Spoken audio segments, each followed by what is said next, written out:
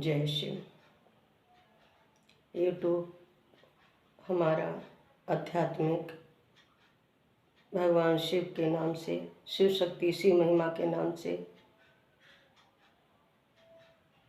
हमारा चैनल आपको आमंत्रित करता है। शिव शक्ति शिव महिमा आशा वर्मा के नाम से आप लोगों के सामने हम बहुत अच्छा भजन सुनाने जा रहे हैं। उसको आप भाव विभोर होकर सुने।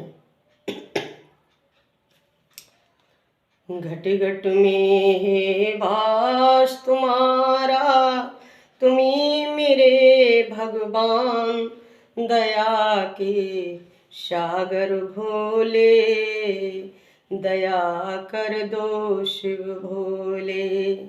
घट घट में है वास तुम्हारा, तुम्ही मेरे भगवान, दया के सागर भोले, दया कर दो शिव भोले।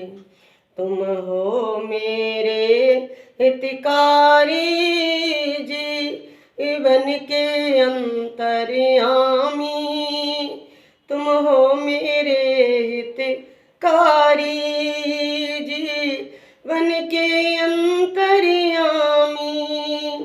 तुम मेरे कृपा निधान, दया के सागर भोले, दया कर दो शिव भोले, दया कर दो शिव भोले, दया कर दो शिव भोले। तुम्हारी महिमा अपरम पार, दया के सागर भोले, दया कर दो शिव भोले।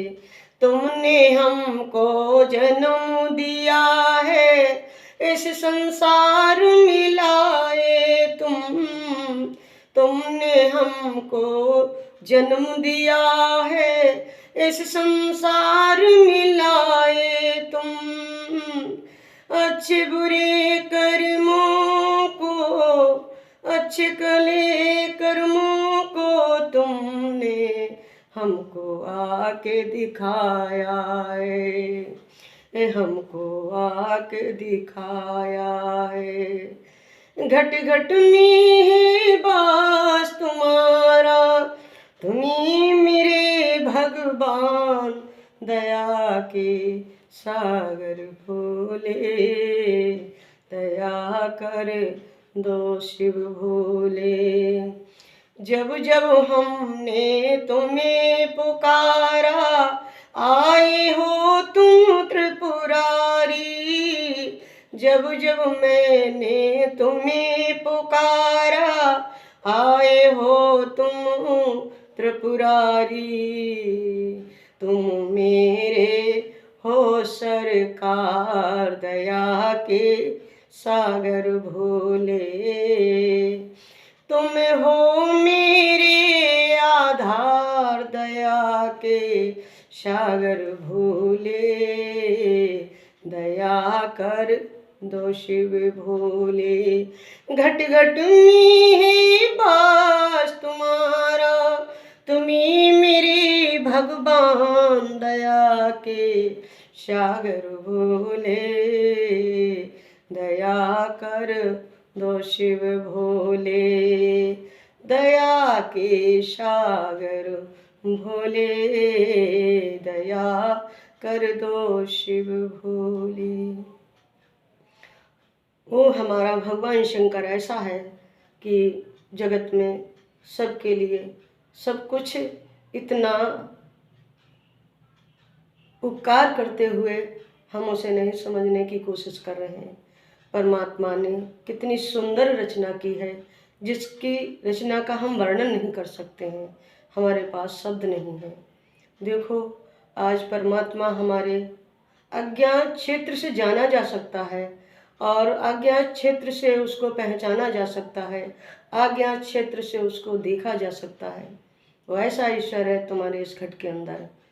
जब भी हम ऐसी जगह पे जाकर के ये सोचते हैं कि क्या हम लाए थे इस जगत में, क्या लेकर जाएंगे, और कोई हमें ऐसा रास्ता बताए जिससे कि हम भगवान की ओर अपना रुख करें, अपने को मोड़ें, अपने को ले जाएं और अपना जीवन उसे समर्पित करें। परमपिता परमात्मा ने इतने हमारे देवी देवताओं को इस घट के अंदर बनाया है जिसकी तरफ तो हमें किसी ने आज तक ये बताया ही नहीं है। ब्रह्मांड हमारा जो शीश है वो ब्रह्म का प्रतीक है, उसमें भगवान शिव का ब्रह्म का रूप है। जो ओद्र में है वो हमारे इंद्र का काम कर रहा है, वो भोग के द्वारा हमें अपनी पहचान बता रहा है, वो विष्णु है। और पृथ्वी जिस पर हम खड़े हैं अपने चरणों को धारण करके, उसमें वो महेश है, जिसमें महेश होते हुए वो अंत का काम कर रहा है, अंत की क्रिया में से हमारे संबंधित है। और जब हमारा अंत होता है तो हमें शमशान घाट पे मिलता है, अपना पूरा ज्ञान कराता है कि हमने तुम्हें भेजा था, किस किस सेंटर से उतार कर तुम्हें यहाँ तक लाए हैं, यही तो लास्ट की मंजिल है तुम्हारी, और कोई मंजिल नहीं है।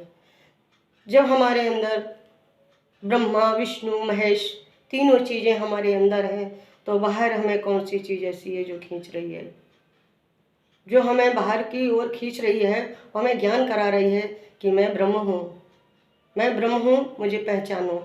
कोई चीज़ नहीं खींच रही है। और जो हमारे भोग क्रिया में हमारा रुद्र बनाया गया है, सीने के नीचे का स्तर जो है वो इंद्र का काम कर रहा है,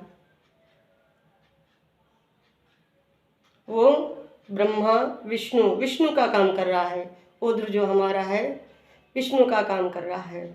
उसमें किसी ने यही नहीं बताया कि रुद्र में जितनी हमारी चीज़ें पल पुष रही हैं वो भगवान के शिव की कृपा से ही सब कुछ हो रही हैं। भगवान शिव की कृपा से ही सब कुछ अंदर से हमें अवगत कराया जा रहा है। वो विष्णु के रूप में, विषयों में हम कहते हैं विषय विकार मिटाओ पाप हरो देवा, वो पाप हरो देवा विषयों के रूप में जो विष्णु है वो तुम्हारे रुद्र के अंदर बैठा है। तुम जिस प्रकार की क्रिया करते हो उसी तरीके का वो परिणाम आपके साकार रूप में संसार में आपके लिए भेज देता है। तो क्यों ना हम तीनों चीज़ों को समझें कि हमारे अंदर ईश्वर तीनों रूपों में कैसा है, और जब तीनों रूप में ऐसा है तो बाहर भी रूप कैसा होगा। बाहर समस्त संसार में वो साकार रूप में दिखाई इसीलिए तो नहीं दे रहा है कि जिस तरीके से तुम उसको देखने चले हो तभी नहीं दिखाई दे रहा है। ऐसे तो वो कण कण में है, जब कण कण में है, वो रज रज में है, हरे अंश में है, तो तुमको एक नीच वृत्ति का जो पशु है जिसको हम शुगर बोलते हैं उसमें क्यों नहीं दिखाई दे रहा है। वो तो मलमूत्र को खा रहा है, लेकिन उसका भोजन ही तो है मलमूत्र, लेकिन उसमें ईश्वर क्यों नहीं दिखाई दे रहा है? क्योंकि अभी हम नहीं समझ पाए हैं। ये पशु पक्षियों में ईश्वर क्यों नहीं दिखाई दे रहा है? क्योंकि तुमने विष्णु को समझा ही नहीं है। विष्णु की उत्पत्ति से ही सारी रचनाएं हुई हैं, उस रचना को नहीं समझ पाए हैं। और महेश्वर जिसमें अंत, वो अंत की क्रिया में हमें अवगत करा रहा है, हमने उसकी क्रिया को भी इस तरीके से नहीं समझा है कि अंत में वो कैसे हमको अपने में विलय कर रहा है, कैसे अपने में समाहित कर रहा है, कैसे अपने से हमें मुक्त कर रहा है अपने में, हम यही नहीं समझ पा रहे हैं।